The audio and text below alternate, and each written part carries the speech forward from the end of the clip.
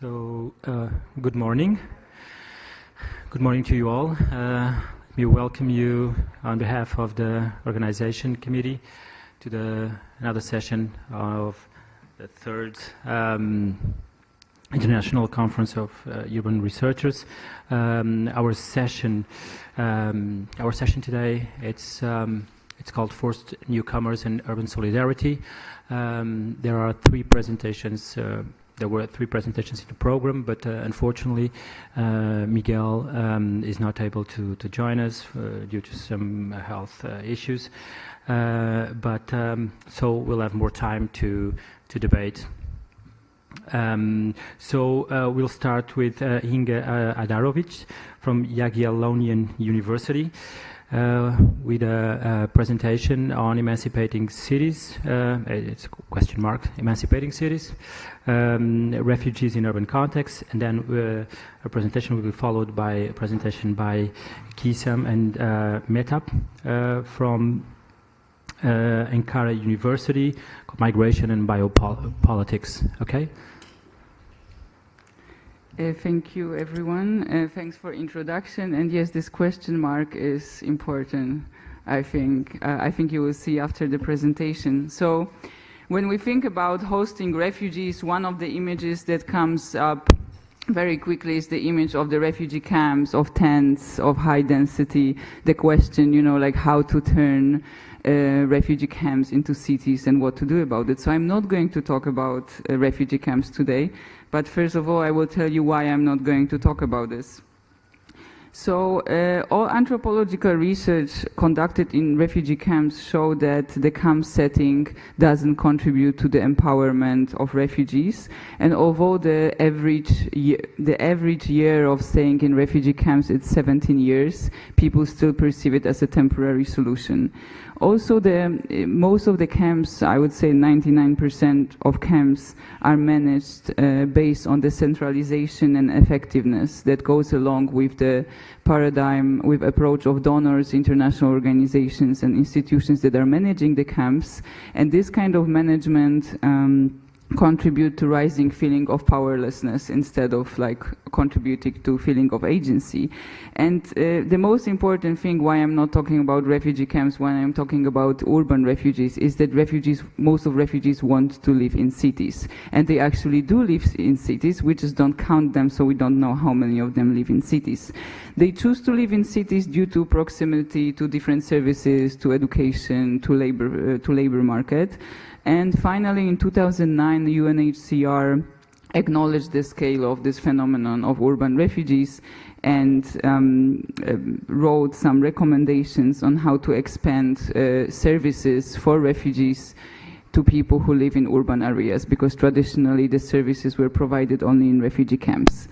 So the purpose of this presentation is to discuss, I hope, after the presentation, the emancipatory potential of the city. I'm not going to give you any answers. I just want to show you, to present two completely different cases of Greece and Lebanon, the cases that I'm familiar with, to show you the complexity of the obstacles that refugees face in urban areas. But also different types of emancipatory potential that cities have for refugees. And the things that I will present are based on my 4-month stay in Athens. I was working as a volunteer there in one of the places that I will present.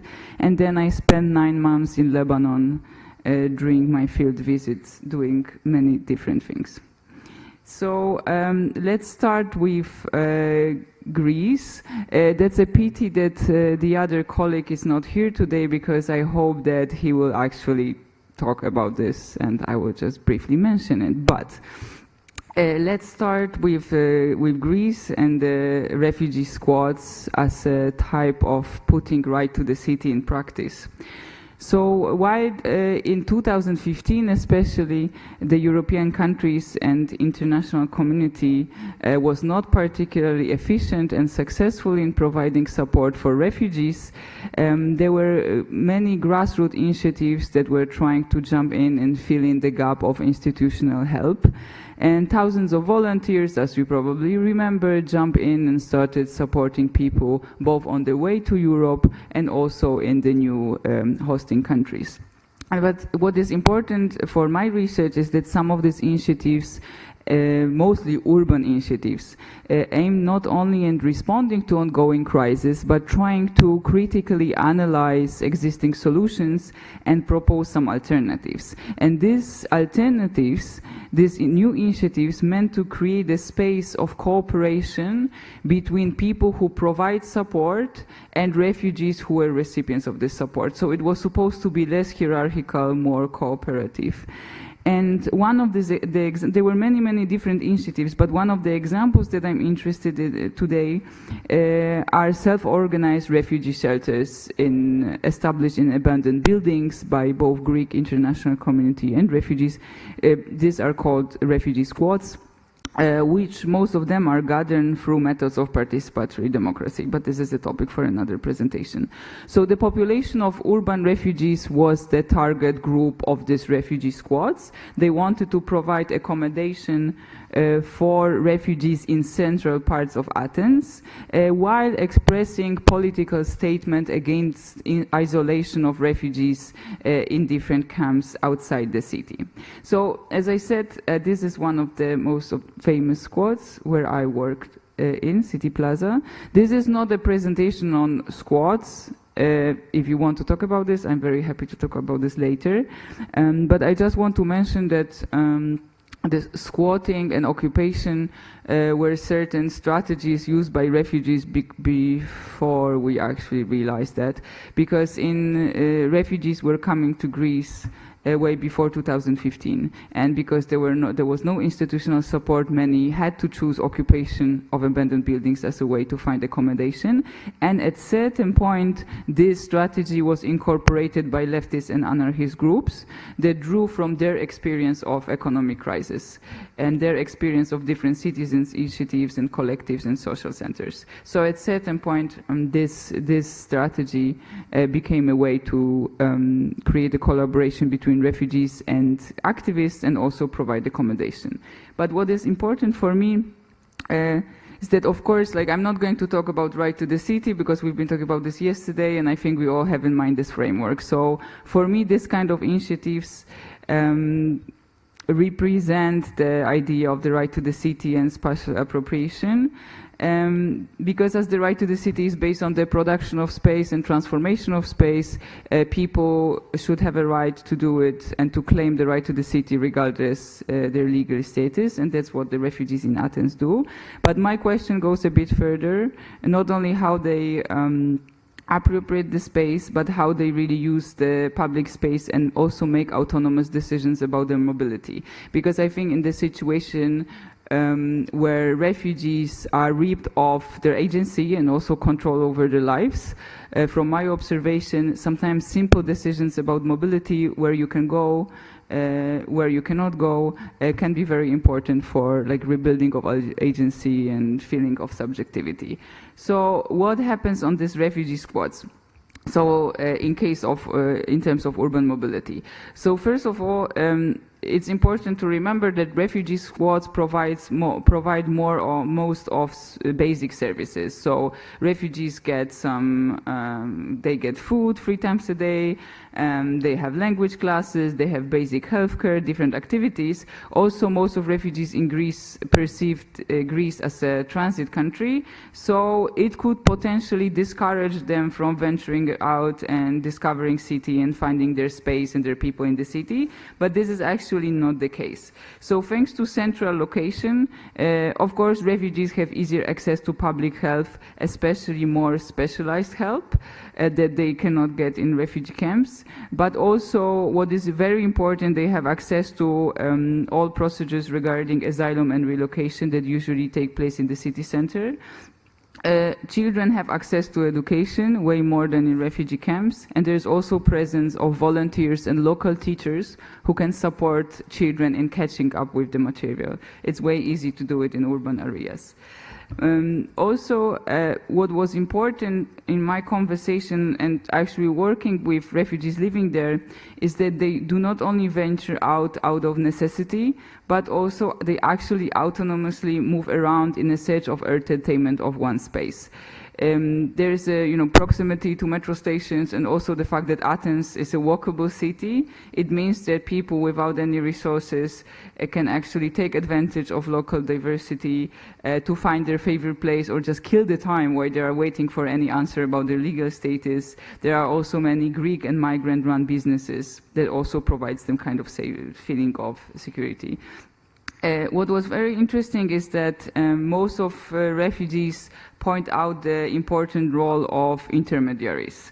So people who are intermediaries between them and the new urban space. Very often these are activists or volunteers involved in these urban initiatives, or some migrants that have been living there for a longer time. So they are very, they make these autonomous decisions about the space, but they need a bit of support in the beginning to do this first step. And it was interesting that actually volunteers are the people who do it very often. And also there are many places where, public places where refugees feel comfortable, and many of them feel at home in the spaces connected to activism. So particular squares, leftist districts, social initiatives, or other squads, and where they can encounter other activists, but also migrants.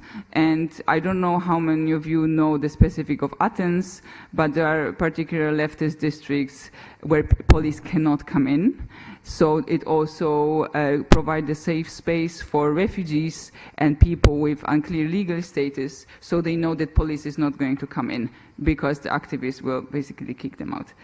So what was one interesting thing for me as well is that people actually discover the cities by themselves, and the way walking around can be antidote for boredom, frustration, or anger related to the collective, very dense housing.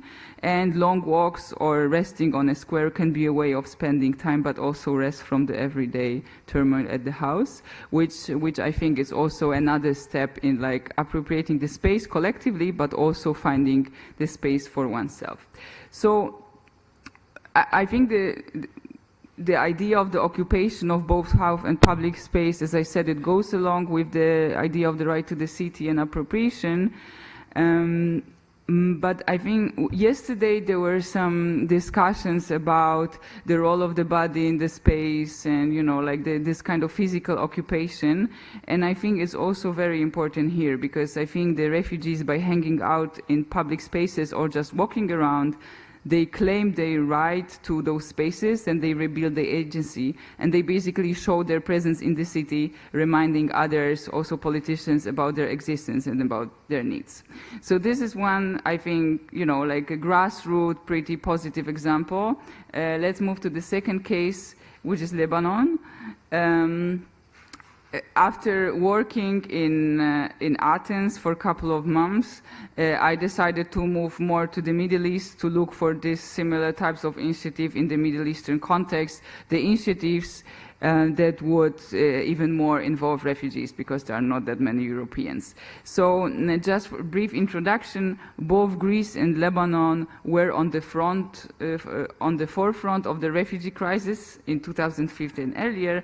But just, for the comparison, Greece hosts around 60,000 refugees at the moment, and in 2015-2016, while Lebanon hosts 1.5 million Syrian refugees. And also Lebanon is a very tiny country, it's only 4 million people. So for 4 million people, you have 1.5 million refugees. So it's a bit different burden.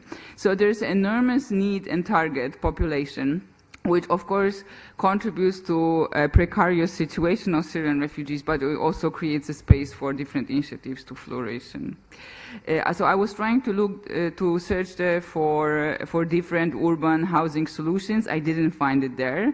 So I will briefly describe my observation from just living there and working with refugees that shows actually forced me to think about different types of obstacles that I didn't have a chance to see in Greece. So one thing that is very important that most of people don't know about is that Lebanon hasn't ratified Geneva Convention on Refugees. It means that Lebanon cannot give a refugee status. The Syrian refugees have they are not refugees, they are called displaced, and they have the same right as any other migrants.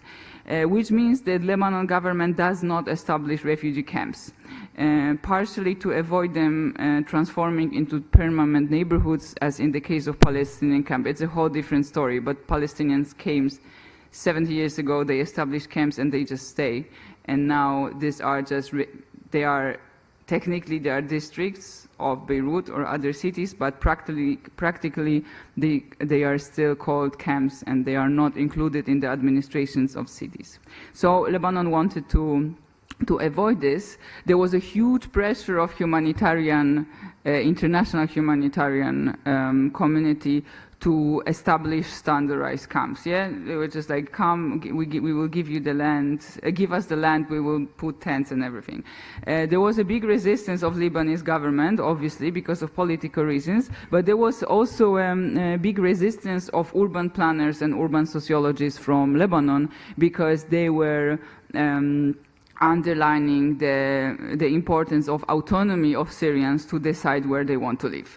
I think it's still at this moment difficult to assess. We still need a couple of years whether it was a good decision or not, because so Syrians have an autonomy to decide where they want to live, but they live in super hazardous and overcrowded conditions. The rent is enormous, and they live under the threat of eviction constantly, especially this year. There are like massive evictions every day.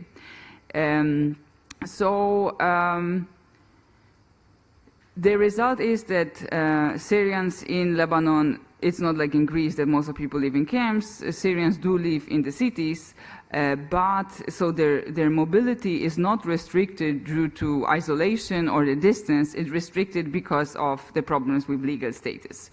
So during the first years of war, Lebanese borders were relatively open for Syrians. It changed in 2015 when Lebanese government introduced very strict regulations on who can enter the country. And it's a very complicated topic, but just so you know that it's very difficult to obtain temporary residency status for Syrians. And as I said, they cannot have a refugee status, and they need to have any kind of residency. It's very difficult. It costs at least $200 per person, which they cannot afford. I can tell you more about details later, but the result is 74% of Syrians about 15 years old don't have any legal status in Lebanon, which means that they are there illegally.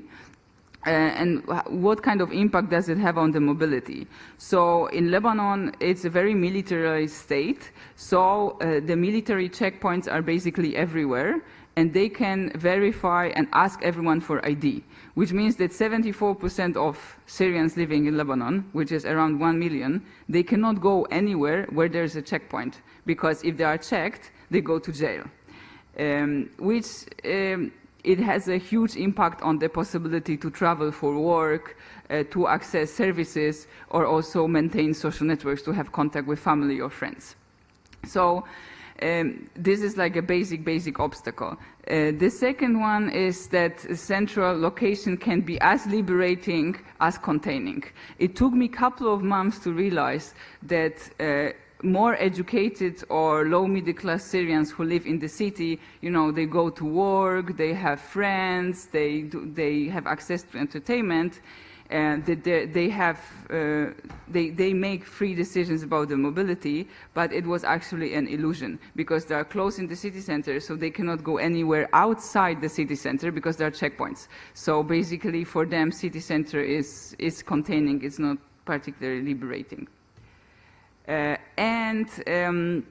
the residents of different types of collecting housing, this is actually also a squat, because many unfinished or abandoned buildings were squatted by Syrian refugees.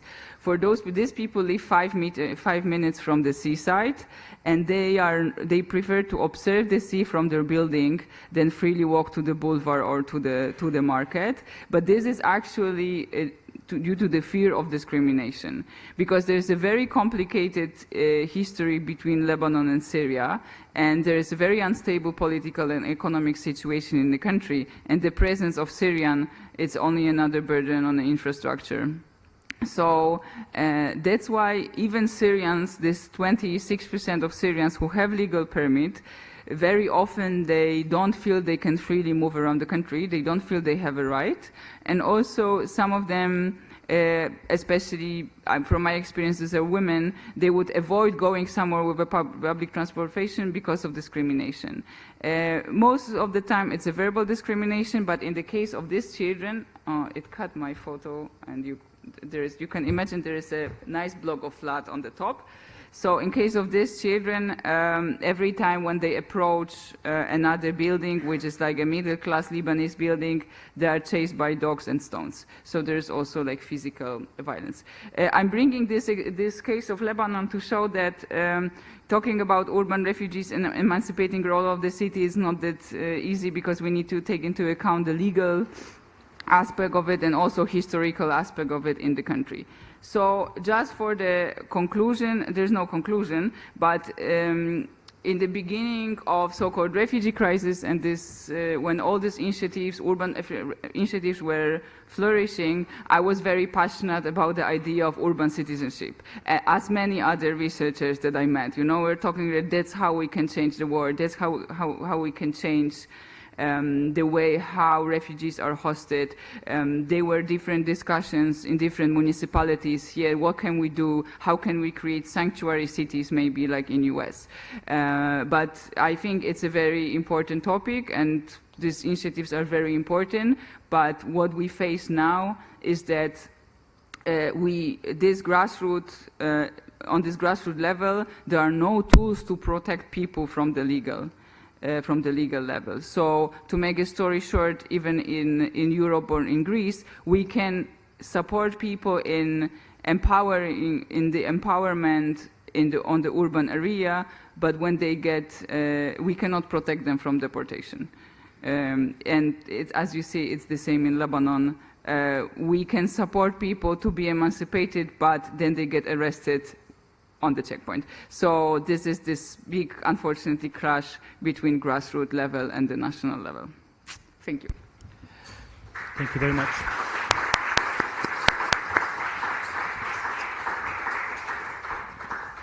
Thank you very much for your presentation, Inga. Now skip to GIZEM and MEHTAP, a presentation on migration and biopolitics.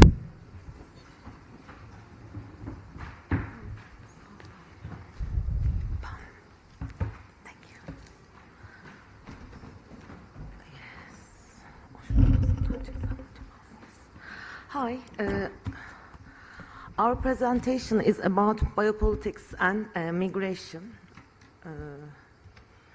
First, what is migration? The starting point is an individual or mass movement from a land another across to administrative borders for permanent or long term, and specific political boundary is important. And migration is economic integration in the framework of globalization has removed the borders and all countries related to each other, and communication and transportation is important for mobility and cross-border connections.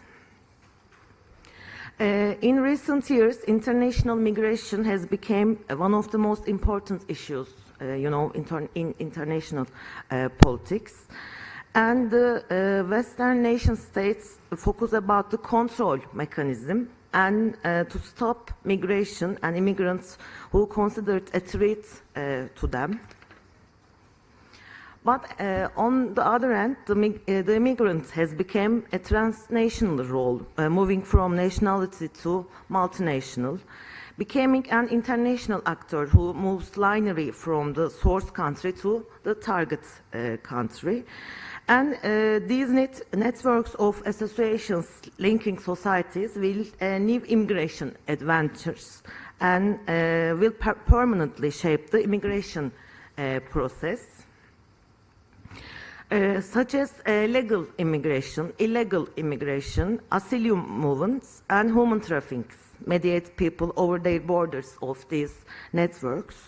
For this reason, international migration is now transgovernmental rather than transnational. It means transgovernmental areas, people, networks, communities, and organizations.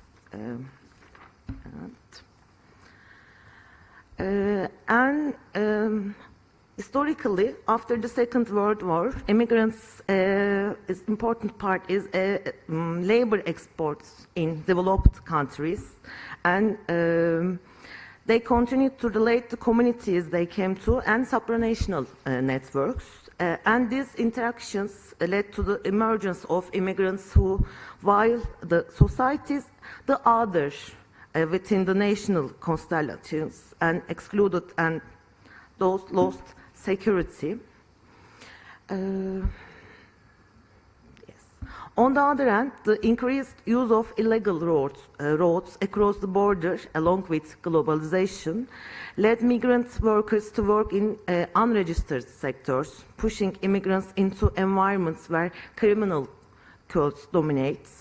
And they live in, as immigrants, the alienation path leads to criminal behavior. And the question is why biopolitics is related to this alienation concepts. Now, in our day, the basic argument is that criminals usually come from marginal and disadvantaged groups, and that these groups have to be disciplined. The paradigm of sovereignty is based on releasing fear, and thus appearing dominant disciplinary techniques have changed the way in which they looked. It's no longer the power to be looked at, but the subject to power, but the subject to power, those that are desired to be troubled. Observed subjects will become entities that internalize norms and regenerate power in its own self, just as Bentham wishes in the Panopticon utopia.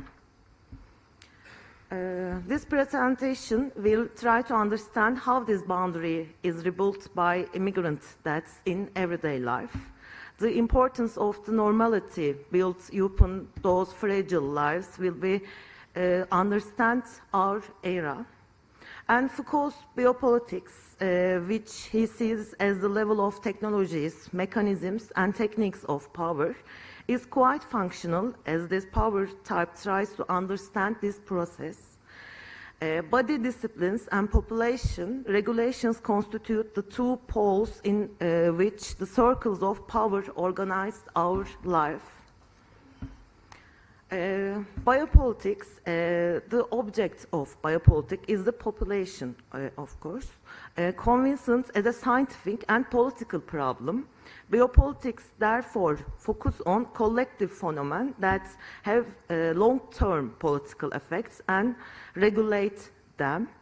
It's a question of security mechanisms which have to be installed around the random element inherent in a population of living beings. And Foucault says the problems of reproduction, the birth rate, and the problem of the mortality rate too, biopolitics' other field of intervention will be a set of phenomena, some of which are universal and some of which are accidental, but which can never be completely eradicated, even if they are accidental. And he draws the boundary between classical power and modern power over the arrangements of these two different forms of power. For a long time, one of the characteristic privileges of sovereign power was the right to decide life and death, but in modern period, centered on the body as a machine, it's the disciplining, the optimization of capabilities, the exhortation of its forces, and the parallel increase of its usefulness and its docility, and its integration into systems of efficient and economic controls. And this is the anatomopolitics of human body. Yes, I said that in the modern period, power is a life-ruling power, while the power of the pre-modern period used power to abstain or kill directly. But this is the goal of the power.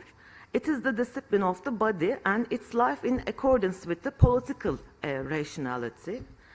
And biopower, with for Hart and Negri in Empire books.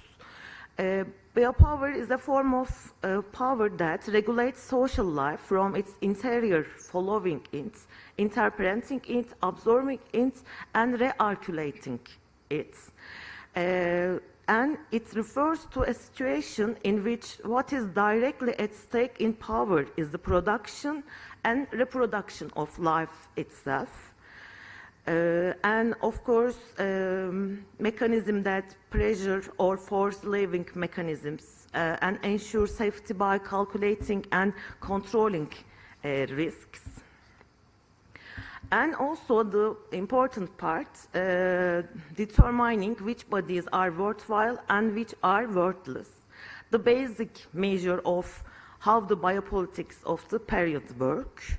Biopower is another name for the real consumption of society under capital, and both are synonymous with globalized productive orders.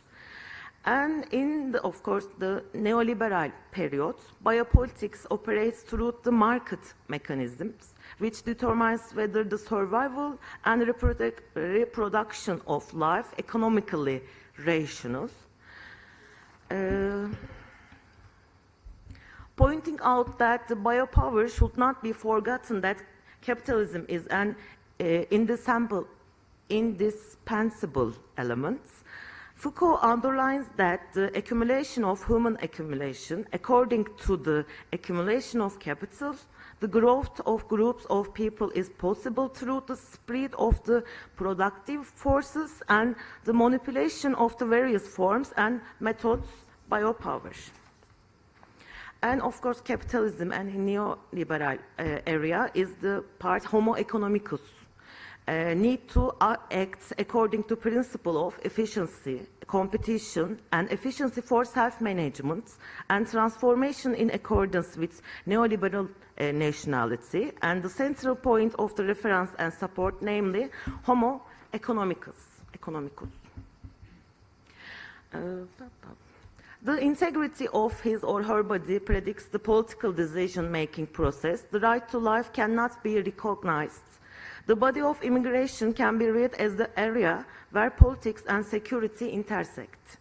It's now the moment when the death of the individual is withdrawn from all kinds of power, returned to self, and withdrawn to his private sphere. Because power does not use that as a means to control what life will be like anymore. On the contrary, it puts it outside its limits. They re-establish themselves with what they throw out. In other words, man is now the object of the politics with her or his body. And this is aligned with and analyzes the Giorgio Agamben's concept, bare life and homo sacer. He said that it is as if the bare life of homo sacer, whose exclusion founded sovereign power, now became explicitly and immediately political. And yet, this is precisely what characterized the biopolitical turn of modernity. Sacred man is a figure of archaic Roman law, and in which human life is included in the judicial order. Homo sacer may be killed and yet not sacrificed, and those essential functions in the modern politics we intend to assert. The homo sacer that can be killed but cannot be sacrificed became an object of power as a zone of uncertainty. The sacred person who is abandoned to life to practice love or create a new law becomes a subject of politics only with his body, not with his actions. Their deaths are only recorded as statistical data, making our normal processes meaningful. And Agamben said that then the bare life of the homosexual concerns us in a special way. And in contemporary politics, a line that is as such moving into zones increasingly vast and dark to the point of the biological life itself of citizens. And if today there is no longer any one clear figure of sacred man, it's perhaps because we are all virtually homines sacri. The whole work of biopolitics or biopower is this population, and as a matter of both scientific and political, or both biological, and as a matter of power, the immigrants became a fundamental issue where the new power is directly at itself. He said that we can say that, yes, I'm an immigrant, but I'm no longer a subject, an entity that will form security policies over my being, my body, and I'm becoming a figure in the statistic of immigration. It's precisely the situation that becomes the object of the power. It's important to say that a power is another power balancing technician. It also requires to remove a certain part of the population. Security anomalies are not denied. On the contrary, it needs anomaly for its operation. Part of the population should be expandable. In other words, instead of editable bodies, it requires expandable, destructible bodies. As a result, all these migration crises, poverty, unemployment, and even the necessity of the today's ruling, it's a necessity for the administration of neoliberalism. And thank you.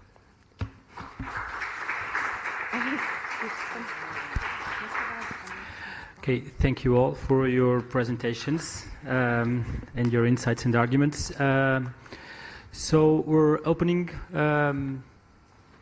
for debate. So if any of you want to ask some questions, commentaries, intervene, we'll have a microphone.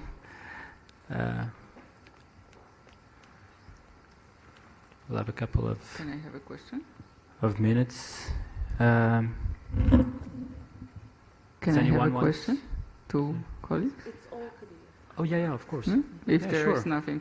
I just wanted to ask you, thank you for this presentation. I wanted to ask you how these processes that you describe find reflection in urban areas, because they have particular emanation in urban areas. There, you know, the biopolitics, Agamben, different mechanisms that you mentioned.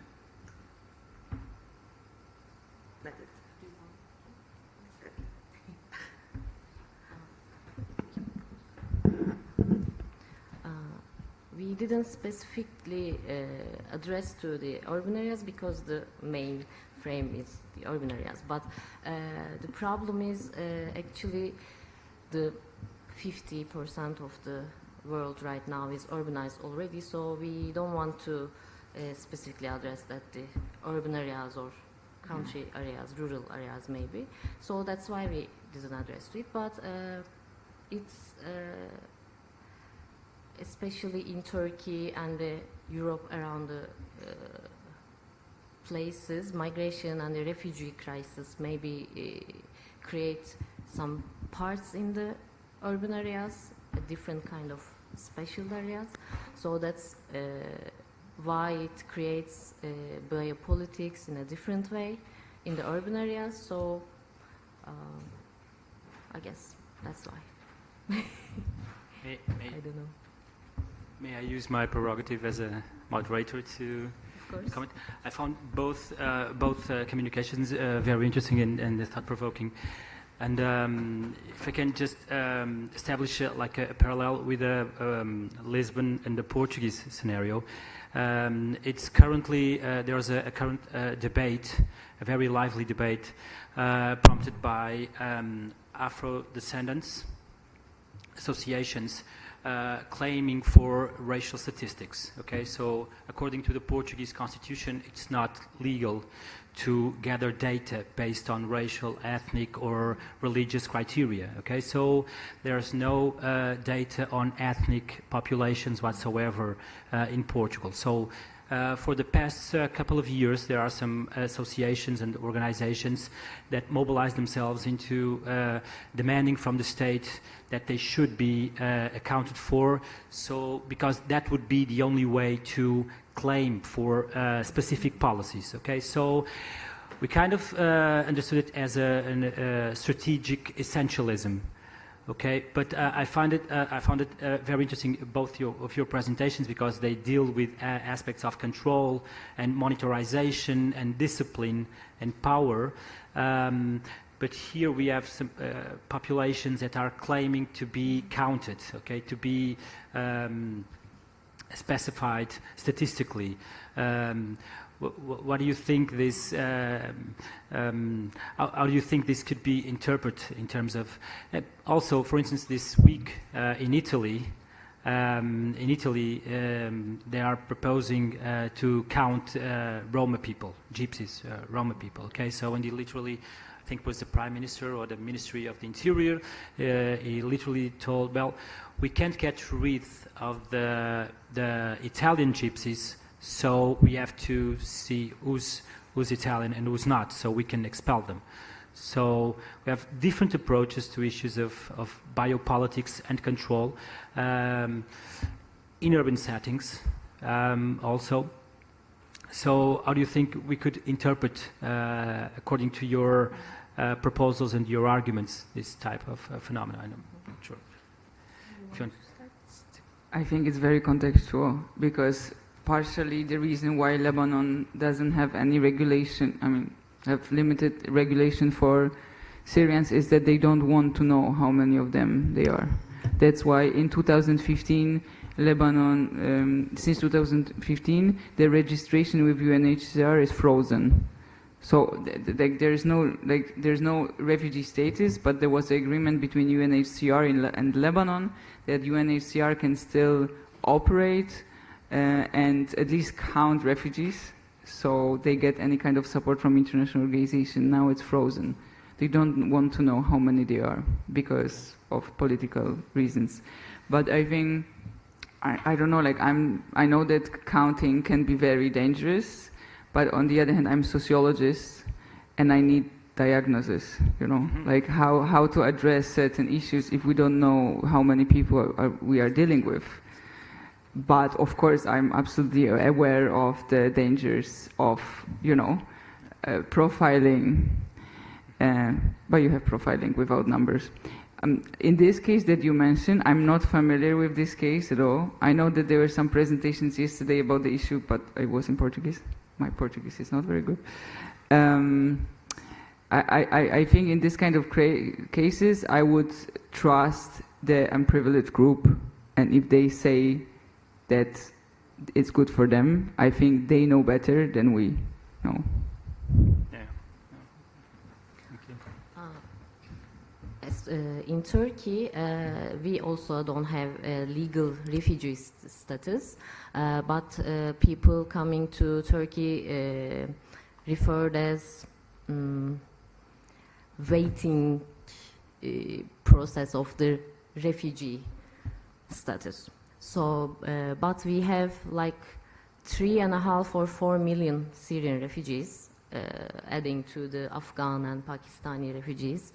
But the thing is, in Turkey, there is a debate on controlling and counting people, refugee people, because we are, we as in government, are eager to give them the status of Turkish nationality because they need to some support for them and their politics, and they want to gain some votes. So they give the refugees an instant nationality if they want to apply, of course. So we count them when we need them, and we don't count them while they are entering the country. But whenever refugees wanted to gain some legal, health, or educational support, they just need to go to the municipality or the whatever their main governmental district. They go to the governmental places and they state that we are refugees, we are Syrians or Afghans, and they just take some papers, and they can use these papers like legal citizens, and they use the law, legal and education and health services free, and they can get extra support. So I was just thinking, while you are presenting your paper, it's the opposite of the Lebanon or maybe Greece. So that's why control and counting statistics, it's a bit different in Turkey. They want to count them when they need them, but they don't want to when they just ignore them. So it's a bit dichotomical.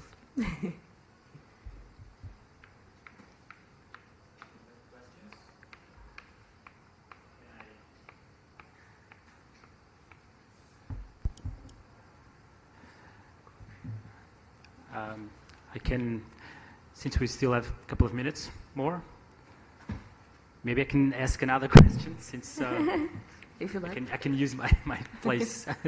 Do you notice in Athens, Lebanon, in Turkey, do you notice any difference whatsoever in terms of, not necessarily refugees, I know you work with refugees, but in terms of refugees and or migrants, in terms of their incorporation in more central urban areas vis-a-vis more or outskirts, the outskirts of the city, or rural areas, or outside those places where they had access to services, etc. You noticed any difference? Because, for instance, again, in Lisbon, there's an ongoing project funded by the European Council on a network called Intercultural Cities. Maybe, I'm sure maybe you know it. And they were looking in Lisbon for places of conflict. Okay, so in the city center, it's on social cohesion, migration legacies and social cohesion. Okay, so what they were looking for were places of conflict in the center of the city. Okay, so, and it's difficult to find them. Okay, it's very easy if you go like 5 miles into the outskirts. Okay, but in the city center, it's difficult to find a place like a non-go area. Okay, so they had work in Palestine and in Palestinian cities. In Palestine, they had work in Newcastle and some places in some cities where they had an ongoing identified conflict, urban conflict opposing migrants and settled residents. Okay, so they couldn't find that in the Lisbon city center. But they were trying to. Okay, so one of the hypotheses was, like you told, Inga, that the access to the services, okay, it kind of at least dilutes the effects of segregation, okay, political segregation, social segregation, etc. So, do you found anything close to this, like a difference in terms of incorporation or trends in incorporation from migrants, from urban to rural areas, more distant to the center? It's, I guess, directed to you. To both, if you want to. I don't know. Oh, it's a huge topic. So you mean like differences in social conflicts particularly, or? Yeah, do you found any difference in terms, in social conflicts and claims from migrants? And in Athens, as far as I remember, there were no, yeah, it's very touristy area. I think there were a bit more conflicts over this in the city center when there were many refugees like leaving the outside on the main metro stations. Now they are still visible, but I haven't worked outside Athens, so I cannot really compare. But about Lebanon, for me Lebanon is like one big conflict. But now Syrians are everywhere, like literally everywhere. So you don't have these spots anymore.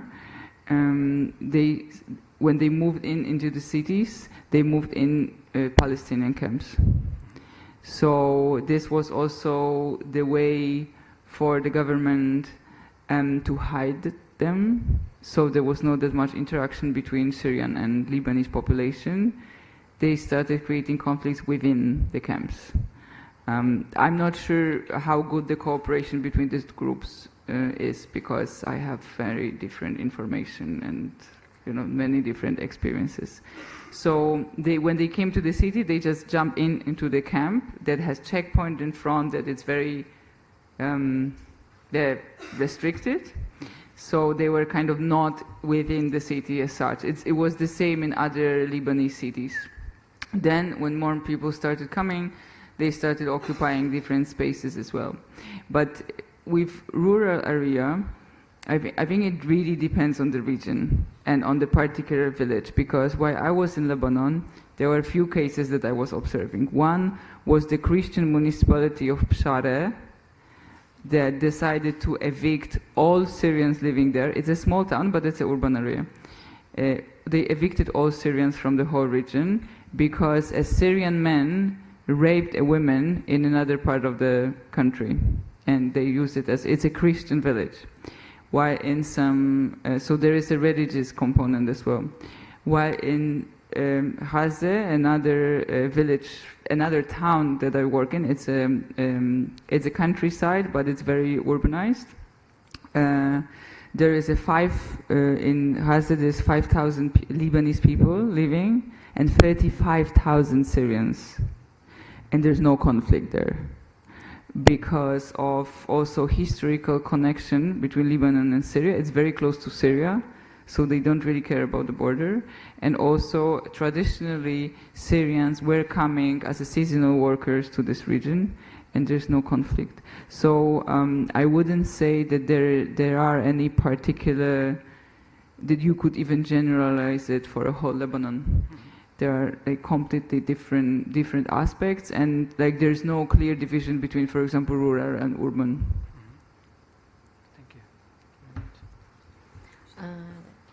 you. In Turkey, we have many migrant populations, but with the coming of the Syrian refugees and their legal status or not legal status, conflicts are becoming very common right now due to the economic crisis of the Turkey, because government gives the refugees non-tax rents on the shops, or they give their special health insurances for free, while they want us to pay some insurance fees while you are unemployed. So because of these economical problems, conflicts are becoming more and more common.